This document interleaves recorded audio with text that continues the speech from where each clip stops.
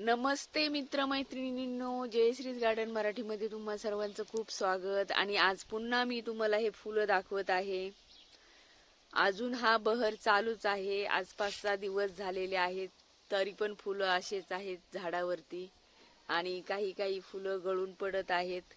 तर खूप सुगंध पण सुटलेला आहे ह्या फुलांचा. आणि मी 4 दिवसापूर्वी एक व्हिडिओ केला होता, तो बराच व्हायरल गेलेला आहे आणि बऱ्याच लोकांनी पाहिलेला आहे. तर तुमचे सर्वांचे खूप खूप धन्यवाद. आणि ह्या कुंद्याचं रोप मी 2023ला लावलेलं आहे आणि तेव्हापासूनचे मी व्हिडिओ टाकत आहे. तर ती सर्व मी डिस्क्रिप्शन मध्ये सर्व देणार आहे, तुम्ही तिथे जाऊन चेक करा. आणि हा व्हिडिओ सर्वांना शेअर मात्र करा, कारण खूप सुंदर अशी ही फुलं आलेली आहेत. आणि मी सारखं सारखं ह्या फुलांजवळ येत असते आणि मला मग राहत नाही आणि पुन्हाच मी तेच व्हिडिओ करायला जात असते. तर आता ह्या महिन्यातला हा बहर संपणार आहे आणि त्यानंतर हे बरंचसं झाड थोडंसं कट करायचं असतं. जेव्हा ही फुलं गळून जातील तेव्हा हे झाड थोडं कट करा, म्हणजे अजून दुसरे फुटवे फुटणार आणि पुन्हा अशीच फुलं तयार होणार.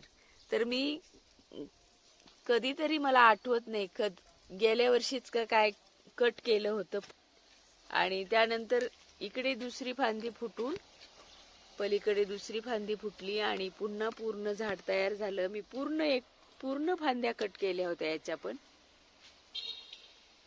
तर हे पुन्हा पुन्हा फुटणारं झाड आहे, त्यामुळे कटिंग सुद्धा करू शकता तुम्ही. आणि असं अजिबात घाबरायचं नाही की कटिंग केल्यानंतर काय होईल वगैरे. तुम्हाला जर भीती वाटत असेल तर थोडी थोडी कटिंग करा, पण कटिंग केल्यानंतर भरपूर असे फुटवे पण येतात याला. तर वर्षातून एकदा उन्हाळ्यात वगैरे याची फुलं पूर्ण गेल्यानंतर कटिंग करू शकता तुम्ही.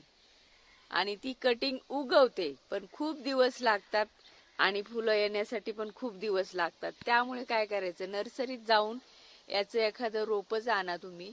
कटिंगच्या नादाला लागू नका. आणि उन्हाळ्याच्या दिवसात कटिंग शक्य तेवढी उगवत नाही लवकर, पावसाळ्यात वगैरे उगवतात, थंडीमध्ये उगवतात.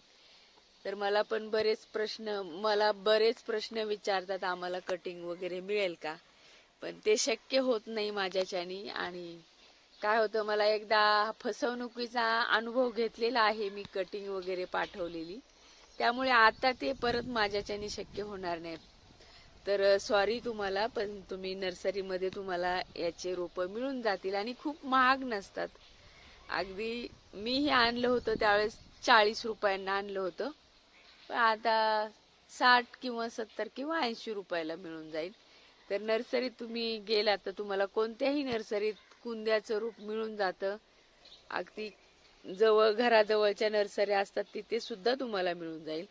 तर उन्हाळ्याच्या दिवसात सुद्धा वेगवेगळी फुलं उमलतात आणि प्रत्येक वेळेला नर्सरीमध्ये ते लॉट येत असतात. तर तुम्ही तुमच्या घराच्या जवळ नर्सरी असेल किंवा कुठं फिरायला गेला किंवा नातलगांकडे गेला तर तुम्हाला नक्कीच याची कटिंग मिळून जाईल. आणि कुठेही गेलं तरी लाजायचं नाही.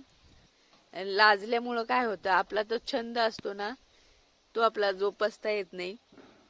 तुम्ही हॉटेलमध्ये गेला, तुम्हाला इथं झाड दिसलं कुठलंही कशाचं पण, त्यांना द्या म्हणायचं, ते देतात.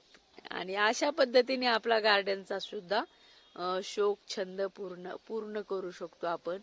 आणि वेगवेगळ्या प्रकारचे आपल्याला याच्यापासून मग रोपं मिळतात. आपल्याकडे लिमिटेड असतात, तर वेगवेगळ्या प्रकारची रोपं सुद्धा आपल्याला मिळून जातात. प्रत्येक ठिकाणी वेगवेगळ्या वनस्पती असतात, वेगवेगळी रोपं असतात आणि त्यामुळे ती आपण त्या भागात गेलो तर ती घेऊन यायची. आणि तो आपला एक छंद आपण जो जोपासलेला असतो त्याच्यामध्ये अजून रोपांची भर पडते आणि अजूनच आपल्याला ते आनंददायक वाटतं.